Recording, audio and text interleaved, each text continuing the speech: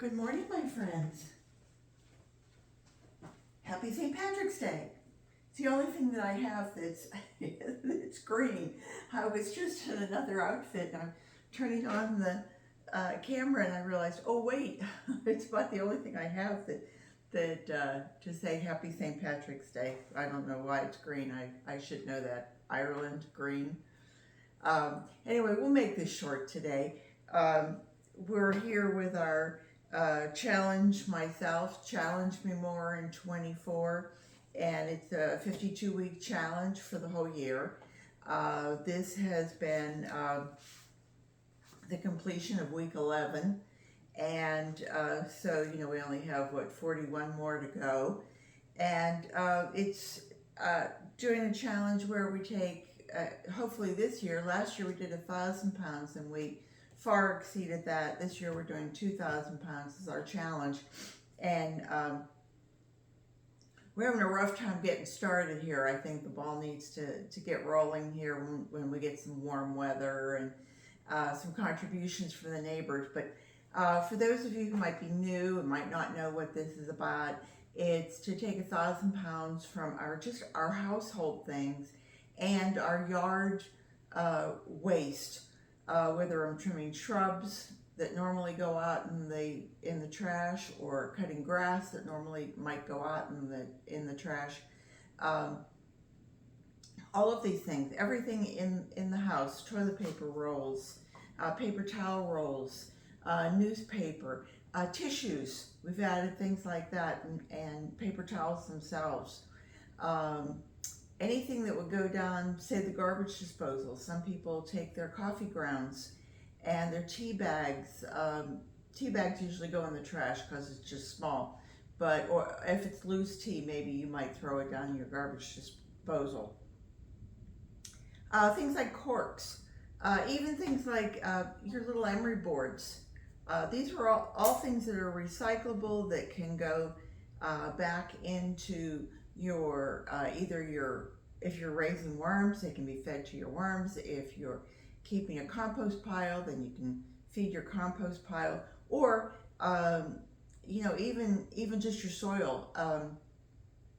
If people say, gee, I don't have that ability, you could probably dig a trench. If you have trees, if you have mature trees in your backyard, you could dig a trench, and you could line compost, you could trench compost, whether it's with coffee grounds, if you're worried about having animals, shredded newspaper, things like that. Any of these things, they're not going to attract any bugs or rodents or anything that's going to tear them up. You see out there probably that I have a banana peel, and if you have, say you're in an apartment and you say, well, there's nothing I can do. But wait, you can take that banana peel and you can soak it in water for a day or two, and use the water to water your inside plants. It will provide potassium for them. If you have porch plants, same idea. Chop it up. And when you're putting your plants together, put a little soil in, put your chopped up skins or banana peels or whatever in there. Not a whole lot, but mix it with a layer of soil, and then put your plant in if you're transplanting or whatever, or you're planting your seeds. And this will enrich your soil. It breaks down. It's not going to go to the land mass. The problem with going to landfills is that they're putting so much of this nitrogen-rich product on top, and it's in plastic bags, and it doesn't have anywhere, the gases don't have anywhere really to escape. And so if we keep them in our own backyard, we grow our soil. So that's the whole purpose of this, is that we're growing our soil and we're keeping the land mass down. Okay, So that makes it easy peasy, simple as could be. Again, was not, as far as poundage and collecting, wasn't a great week.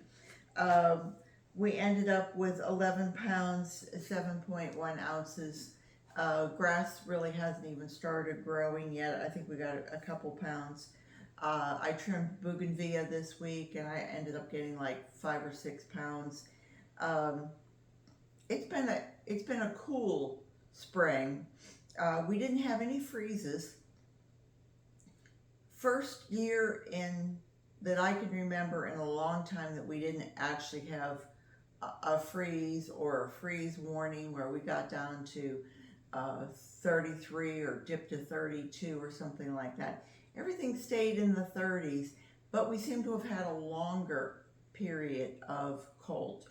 For Florida, our frost dates in Zone 9B here in Orlando, our frost dates are January 1st to 31st. That has not changed. From what I understand, it's like every 10 years they'll do a reevaluation of the prior 10 years to give you whether you're Zone 9B or 9A or 10A, whatever. And but so we didn't have the dips, but we had a longer period.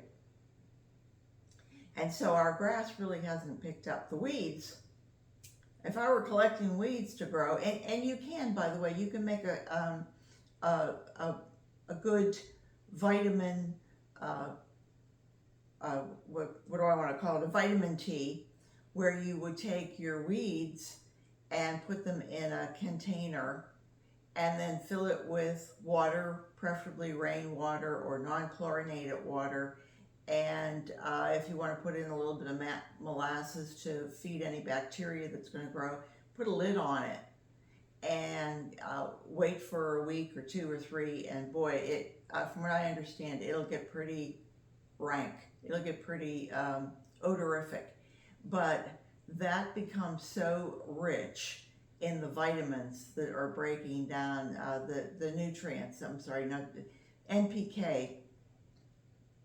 And all you have to use is, a tablespoon or so in a gallon of water, and it really will help your plants. So these are all free things. I mean, free is good. So anyway, just a quick, with our addition of 17 pounds, 7.1 ounces, we come up with 307 pounds and a fraction, almost 1/10.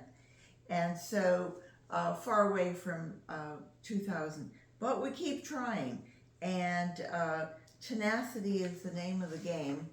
I always say, my saying is that life should be a happy challenge. Give yourself challenges, make them fun. Sometimes it isn't, or it doesn't appear to be, but if you make it a happy challenge, you kind of go, oh, okay, let's work on that. Let's put a smile on our face and start our day. So that was it. A few other little tips. If you have rice, if you're a rice person, it doesn't matter whether it's whole rice, wild rice, white rice, I don't care whose rice. If you rinse it, the coating on the rice is enriched with the NPK, vitamin B, what have you, and it's good for your plants. You can use it as a foliar spray to kind of keep the pest away and to really, perk up your plants. If you have canned vegetables, if they don't have salt in them, save your liquids, and those two can be added to your plants. Remember corn, think what corn syrup is like. It's, even if it doesn't have salt in it, it has a sugar to it. So those are all good things to add. The other tips I always give is if you have your cereals and they get stale and you want to add them to your vermicompost or your compost, but also these bags that they come in. I don't want to pull that one out, it's almost full. These bags, think about it, they keep your vegetable, or they keep your cereal fresh. So they could be used again by just putting in what you want, even if it's just you're keeping garbage that you don't want to smell, and you think, gee, I'm gonna put that in the refrigerator. Put it in your refrigerator, put a little clip on the top of it. It'll stay fresh until you are ready to put out your smelly things. This week, of course, it's St. Patrick's Day, so it's corned beef and cabbage. If you have a cabbage that you're not doing any of this with, and you think, oh, I don't want to put that in my trash can because that will really smell really bad, or as we always say, it'll smell like Uncle George, his farts. So anyway, poor old Uncle George, he's been dead many decades, but he's still remembered in the hearts of young. And anyway, if you have all of these things and you start to collect them, you get to the point where it becomes second nature. Rick even brings, he'll even bring, I don't have anything quite that small. Where do I have this? He'll walk in with his grocery list, and he's got it all torn because that's how he keeps track of it when he goes grocery shopping. And he'll put that back by the chipper, by the shredder, because he says, well, every bit counts, you know. And I think, bless his heart, he was a hard man to get on this wagon, but he's driving that train. And so I think I've given you all the hints. Any newspaper or anything else you have, I think I'm going to, my neighbor saves these for me, egg cartons, and I've ripped them in half. But I think I might try chitting potatoes and give potato growing a try. And from what I understand, you have to try and cover them to kind of keep them, keep the light away from them, so that they will go ahead and start to grow their eyes. And once they do that, then I can go ahead and try to plant those and grow them in the garden. That'll be a new experience. You know, everything in life is a new experience if you make it fun. So happy gardening, everyone, or happy composting. I hope everybody has a great St. Patrick's Day, and give a big Irish hug to anyone you know who won't say, "Who the heck are you?" Anyway, have a great day, everybody. Remember, garden what you've got, and come back and see me again next week, because you know I'll be here. Bye-bye.